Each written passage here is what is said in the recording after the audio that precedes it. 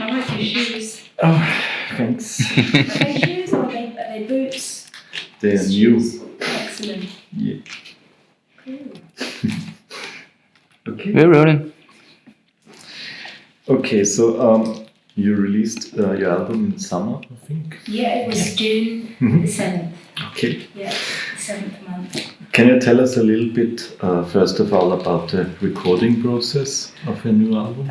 Well, this time it was very different to how we recorded Morcheeba albums in the past because we all now live in different parts of the world. I'm in the UK and Ross is in America and his brother Paul is in France. So we did try to arrange getting together in the same place, but it was proving difficult. So we decided to record our individual parts individually. There was a lot of communicating via email, so we would have been lost without the internet.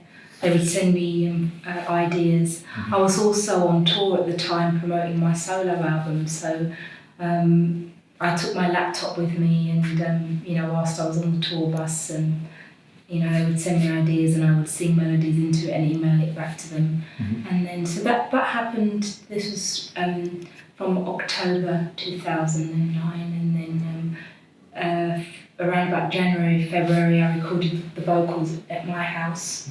Ross came over to my home at the start of it and helped set up the little studio, and then he disappeared and I recorded the emails, the vocals, and would email them, what I'd done each night, and then the album came out in June. Mm-hmm. Is this the usual way now of recording through this proceeding digitalization? Sorry, say again? Is this more usual way now of recording through this proceeding digitalization? Well, I guess, because of the technology, it's possible to do it that way. Mm-hmm. It is nice to be in the same room at the same time, but when it's not possible, it was really nice to be able to record our parts. Ross did his guitar in his home in California, and it was nice to be able to do it in a relaxed environment in our own homes at our own pace, and I think you can hear the relaxedness in the record. Mm. And is it probably far better to record separately when you're not all together now for days or weeks in the same room? Well, I guess it depends how you get on, how you get along, and we all have, Paul and I have families as well, so it's quite nice to be able to see them, after a recording session. But I don't mind, when I did my solo stuff, I was in the recording studio, every day, and I enjoyed that process as well. Mm-hmm.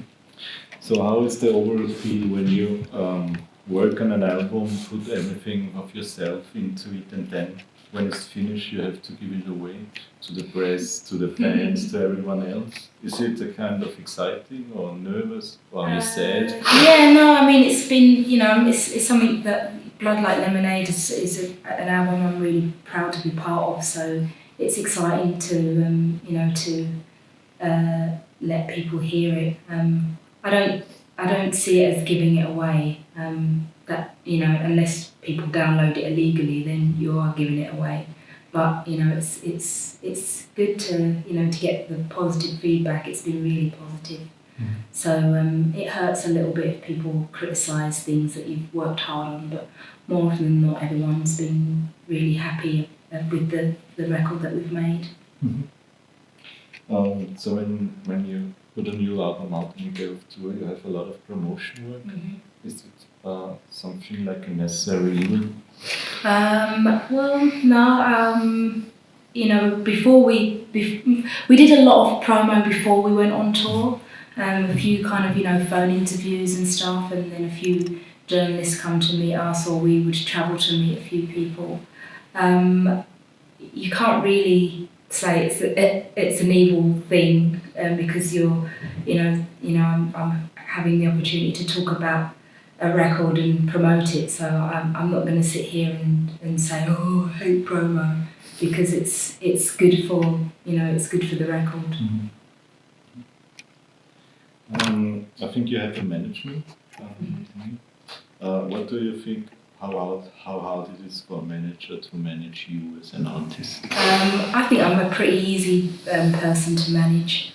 I'm not what they say is a diva. I'm quite calm, and I can do most of the things that I'm asked to do. It's not a difficult thing for me.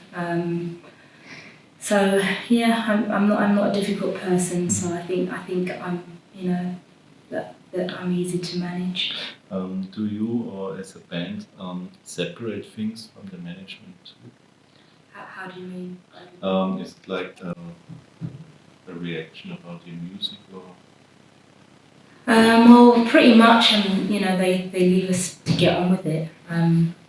I think just because in the early days when we first started, we pretty much had our own recording facilities, so we've been able to just get on and record the records, and you have an A&R guy come in and put their input in, but that wasn't really the case with Blood Like Lemonade.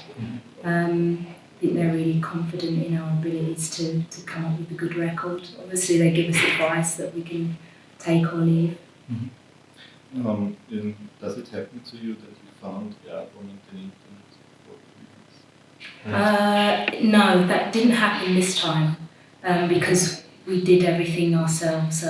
The album was produced and mixed by Paul and Ross in Paul's studio. He also mastered it, which is the final sort of thing that's done to a record. Paul did that, whereas usually it's taken to a studio. I know that it happened with my first album, Mind How You Go, after it had been in the mastering studio, and I know that the title was wrong of one of the records, and that same wrong title ended up on the internet. So you could see where somebody from that studio would obviously put it on the internet, but because it was all in-house, so to speak, then it didn't happen.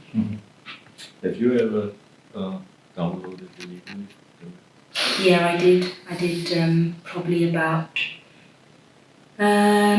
maybe 5 years ago. I think it might have been when LimeWire first came out, and the quality was rubbish. And then, and I think when I released Keeping Secrets, my second solo record, when I released that without a label, something that I paid for myself, and you sort of realise that, and when people are downloading that illegally, you realise that this is really rubbish. It's just, I've got 2 teenage, children, and at their age, they're so used to not paying for music because it's so easy to get for free or to listen to for free.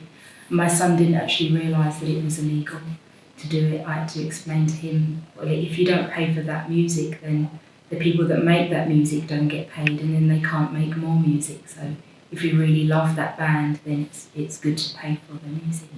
So that's what I didn't really think about it in the past when I did it, but I don't do that anymore. I always pay for the music. Something which can be planned to a certain degree. Can be planned. Yeah. I don't think you can plan it really. I mean, you can try and write a song that is, commercially, has a commercial appeal, but you just never know, how the radio's going to go, who's in control at the radio stations, whether they're going to play it or not, so you can't. I don't think you can really plan it.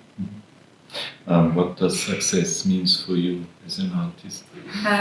Success for me is just being able to create the music that I want. Not being told, no, you have to write a song that lasts for 3 minutes and we need to get to the chorus within 50 seconds.